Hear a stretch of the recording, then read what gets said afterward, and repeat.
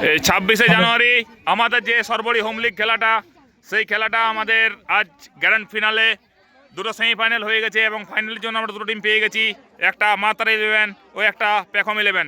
এবং এই ফাইনালের সাথে সাথেই আমরা সব প্লেয়ার এবং কমিটির জন্য সবারই জন্য দর্শকদের জন্য খিচুড়ির ব্যবস্থা করেছি এবং সমস্ত আয়োজন করেছে আমাদের এই কমিটি এবং সাহায্য করেছে সবাই। বিশেষ করে যে সাহায্য করেছে আমাদের মনোজ গড়াই, যার উদ্যোগে আমরা এই করেছি, এবং করেছে এই বাবলু জেঠা। তিনি আরও অনেক কিছু প্রতিশ্রুতি দিয়েছে আমাদেরকে এই খেলা করানোর জন্য। এইটা হলো আমাদের বাবলু জেঠা, তাকে ধন্যবাদ জানাবে সবাই। আর এখানে রয়েছে আমাদের সত্যবন দাদু।